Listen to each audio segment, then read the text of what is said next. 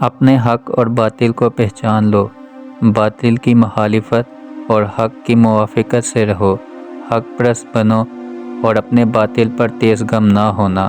جو شخص حق پر عمل کرتا ہے وہ دارین کی بہبودی اور فلاح پاتا ہے۔ جو شخص حق کا مقابلہ کرتا ہے وہ بالآخر مغلوب و ملوم ہو جاتا ہے، اور جو شخص حق بات پر کاربند ہوتا ہے وہ ایک بیش بہا غنیمت پاتا ہے، اور جو شخص اللہ تعالیٰ کو فریب دیتا ہے وہ خود فریب میں آ جاتا ہے، اور جو حق کا مقابلہ کرتا ہے وہ منہ کی کھاتا ہے۔ جس شخص کی غرض باطل پرستی ہوتی ہے وہ کبھی حق کو نہیں پاتا، اگرچہ وہ آفتاب سے بھی زیادہ مشہور ہو، اور جو شخص خواہش کے خیال سے چیزوں کو دیکھتا ہے وہ راہ حق سے دور ہو جاتا ہے، اور جو شخص حق کا مقابلہ کرتا ہے وہ ضعیف اور کمزور ہو جاتا ہے۔ حق ایک روشن چیز ہے جو لوگوں کی روایت سے پاک ہے۔ نجات اور سلامتی ان لوگوں کا حق ہے جو حق سے زیادہ محبت کرتے ہیں اور نہ عداوت رکھتے ہیں۔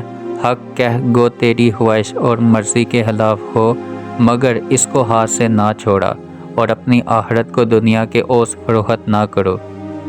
حق کے سوا کسی چیز کے ساتھ مانوس نہ ہو، اور باطل کے سوا کسی چیز سے نفرت نہ کرو۔ حق کو لوگوں کے ذریعے مت پہچانو، بلکہ حق کے ساتھ اہل حق کو بھی پہچانو۔ حق اہل باطل کے حق میں ایک قاطع تلوار اور اپنے عامل کے لیے باعث نجات اور قائل کے لیے زبردست دلیل ہے۔ جو لوگ حق شناس ہیں ان سے حق بات دریافت کر کے اس پر عمل کر، اور فضول جھگڑوں میں نہ پڑو۔ بہتر خزانہ یہ ہے کہ شریف آدمی اپنے ایسے افعال کو ذخیرہ بنائے جو حق کے مطابق ہو، اور بہترین یہ ہے کہ زاہد اپنے زہد کو مخفی رکھے۔ اگر تم حق کی نصرت و اعانت میں ایک دوسرے کی مدد نہ چھوڑ دیتے تو باطل کی توہین اور اس کے ذلیل کرنے میں سست و کمزور نہ ہو جاتے۔ حق جہاں کہیں ہو اس کو حاصل کر لو، ہوا کیسی ہی مصائب و سختیوں میں پھنسنا ہو۔ شریر لوگوں کے پاس بیٹھنے والا بلاؤں اور مصیبتوں سے مامون رہتا ہے۔ اپنے حقوق اور لوگوں کے ذمہ دار ضروری نہ سمجھو، بلکہ ان کے حقوق کا خیال رکھو۔ اپنے حق کو لازم پکڑو کہ وہ قیامت کے دن اہل حق کے مقام میں تجھے اتارے گا۔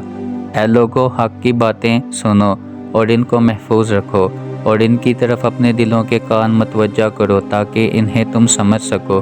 جو شخص حق کا خلاف کرتا ہے خود اللہ تعالیٰ اس کا مقابلہ کرتا ہے۔ حق پر قائم رہنے سے اللہ تعالیٰ کی مدد ملتی ہے، اور خواہش نفس کو قابو میں رکھنے سے انسان ہر ایک عیب گیر کے تان سے بچتا ہے۔ بے شک تمہیں سیدھا راستہ دکھلایا گیا ہے، بشرطیکہ تم اس کے دیکھنے کی کوشش کرو، اور تمہیں حق سنا دیا گیا ہے، مگر شرط یہ ہے کہ تم اس کے سننے کی خواہش رکھو، اور اگر سیدھی راہ پر آنا چاہتے ہو تو وہ تمہیں بتلا دی گئی ہے۔ حق بات کہنے میں لوگ ہچکچاتے ہیں، اور باطل کی ایسی تیز چال ہے کہ اسے اکثر لوگ قبول کر لیتے ہیں۔ حق کو لازم پکڑو کہ وہ قیامت کے دن اہل حق کے مقام میں تجھے اتارے گا، اور جو شخص حق سے مدد چاہتا ہے وہ مغلوب نہیں ہوتا، اور جو دشمن حق کو اپنی حاجت اور دلیل بنا لیتا ہے کوئی اس کا مقابلہ نہیں کر سکتا۔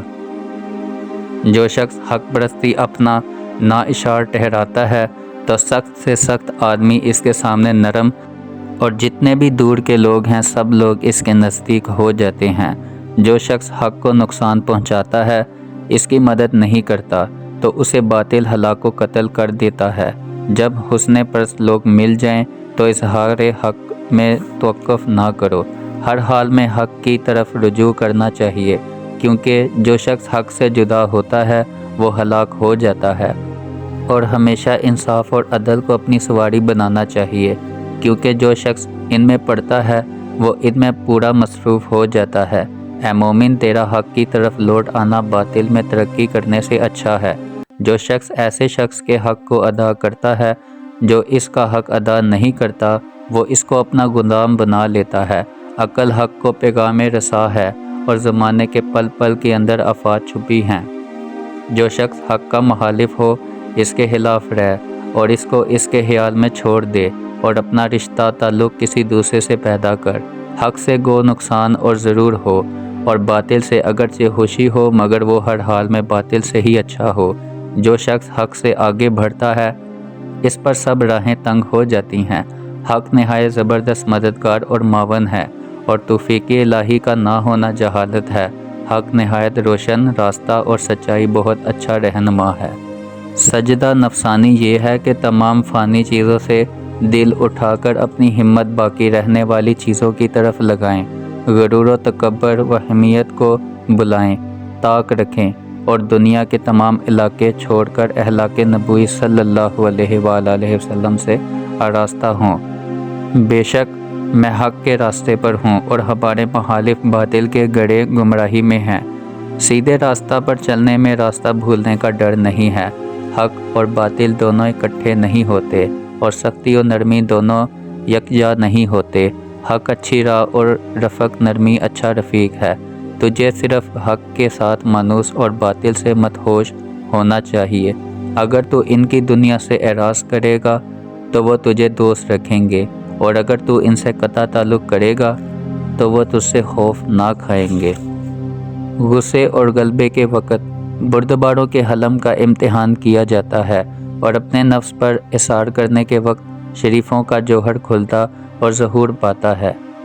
وہ شخص حلیم اور بردبار نہیں ہے کہ جب عاجز ہو تو کچھ نہ کہے اور جب قدرت پائے تو انتقام لینے میں اپنے ہاتھ دکھلائے، بلکہ حلیم و بردبار وہ شخص ہے کہ جب اسے قدرت اور طاقت ہو تو لوگوں کی غلطیوں سے درگزر کرے اور اس کے ہر ایک کام میں حلم اور بردباری اس پر غالب رہے۔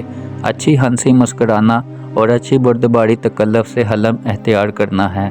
غصے کے وقت حلم اور بردباری کی قوت بدلہ لینے کی قوت سے زیادہ بہتر ہے اور افضل بھی ہے۔ حلم اور بردباری سنجیدگی اور وقار کے لیے کافی اور کم عقلی عیب و عار کے واسطے وافی ہے۔ جو شخص اپنے غضب کے خلاف کرتا ہے وہ حلم اور بردباری کے احکام پر چلتا ہے۔